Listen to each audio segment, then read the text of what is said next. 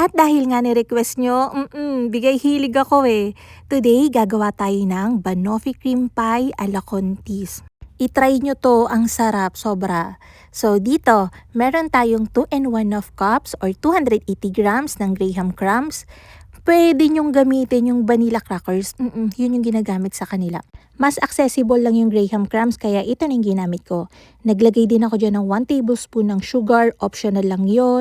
And para mas sumarap, may syalang effect yung crust natin. Naglagay ako dyan ng 1/4 teaspoon ng cinnamon powder. Hindi naman yung lalasa pero basta may syalang effect siya. Hinalo ko yun, then nag-add ako dyan ng 180 grams ng butter, melted butter. Hinalo ko lang yun hanggang sa ma-absorb na yung butter and then sinaling ko na yan dito sa prepared nating pan. Ang size nito ay 8x3. So mapapansin nyo, medyo ang dami ng crust natin, parang ang kapal nung kakalabasan, di ba? Kinapalan ko talaga siya kasi kung hindi, mababasag siya kagad since mabigat na mabigat yung feeling nung pie natin in mataas siya. So nung kinompak ko na yan hanggang sides, yung sa wall nung pan, so ganyan, pinantay ko lang, then nilagay ko na yun sa freezer hanggang sa kailangan natin. Gagawa naman tayo ng caramel para dun sa bottom ng ating pie. Dito, naglagay lang ako sa saucepan ng 1/2 cup ng sugar. So, inintay ko yung mag-melt, hindi ko muna siya hinalo until nakita kong melted na yung ilalim niyan. So, hinalo ko yan hanggang sa maabot ko yung gusto kong color nung caramel natin. So, medyo light lang yung gusto ko, kaya hindi ko siya pinadark. Nung naabot ko na yung gusto kong kulay, pinatay ko yung ating apoy ng stove. Nilagay ko yung 185 grams ng all-purpose cream, 1/4 cup ng butter, and pinch of salt. Hinalo ko siya ng konti and then bubuksan na natin yung apoy sa low lang. So, hindi pa nako-combine yung nanigas na sugar dun sa ating cream at saka dun sa butter. Haluin mo lang yan, continuous stirring hanggat hindi pa siya nagme-melt. Tapos, kukuluyan ng ganyan. Kailan mo malalaman na okay na yung caramel mo? Kapag yung mga bula niya is hindi na ganun kalalaki and hindi na ganun ka-violent. So, every now and then, kailangan mong haluin yan para siguradong hindi masusunog yung bottom ng pan mo. So, eto na yung palatandaan ko kung kailang okay na yung caramel. So, ayan, maliliit na rin yung bubbles niya. Tinanggal ko na yun dun sa stove, hinalo ko yan. And kailangan natin yan palamikin para mailagay natin yung ating chocolate. Habang pinapalamig natin yung caramel natin ng konti, nag-chop ako dyan ng cashew nuts. Walnuts talaga yung ginagamit nila pero wala akong ganun ngayon.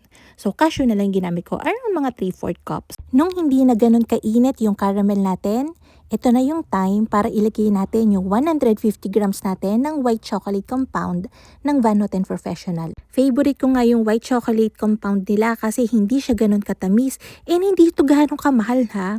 Ang presyo lang nito sa amin ay 340 pesos per 1 kilogram na yon. So nung matunaw na yung white chocolate natin, nilagay ko na yung nuts hanggang makover, then nilagay ko na yun dun sa prepared nating pan. Ibabalik ko to sa freezer para mag-set. Dito naman tayo sa paggawa ng ating vanilla custard.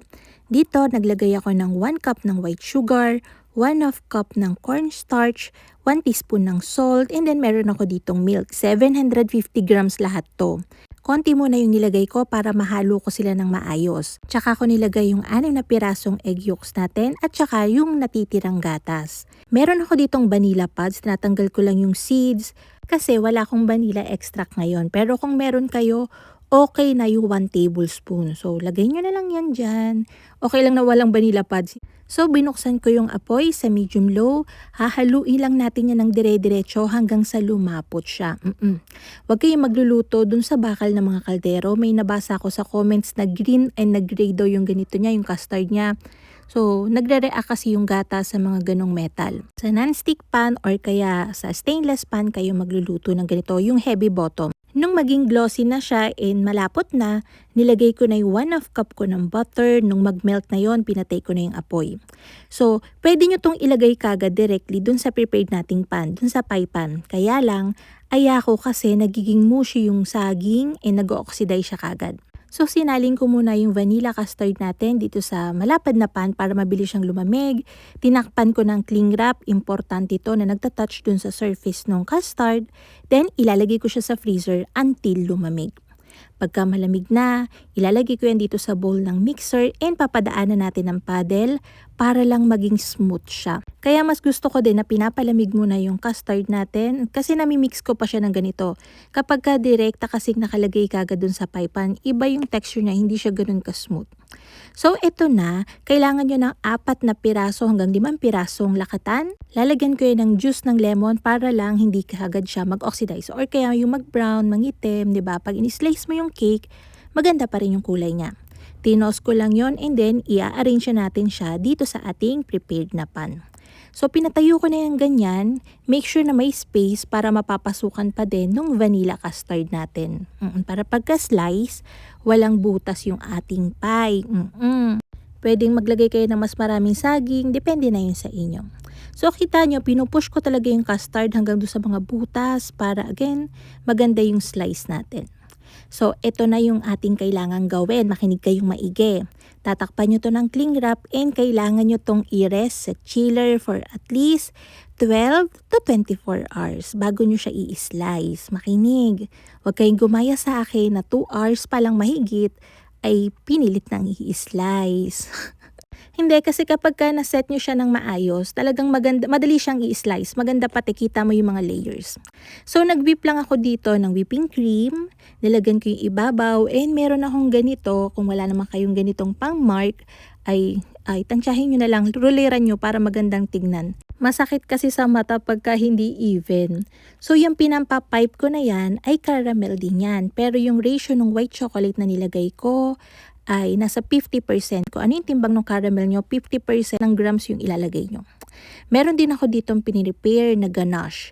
So, Banot and Professional Dark Chocolate Compound yung gamit natin dyan. Ang ratio lang niya sa cream is 1:1. Yun lang. Hinalo ko lang yun kasama mag-melt, then nirest ko. Pwede nyo na siyang i-pipe ng ganyan. Yung recipe ng caramel ganache natin, kung di nyo pa napapanood, lalagay ko dun sa comment section. Then, nag-pipe lang ako dyan ng cream sa palibot. Ginaya ko lang talaga yung itsura ng kontis. Kasi yun yung request nyo ay. So, ayan yung loob niyan. Mas maganda yan. Again, ang itsura niyan kung nag-set siya. Pero okay lang. Worth it. Ang pagmamadali ko, ang sarap. So, itry nyo na. Yun lang. Bye-bye!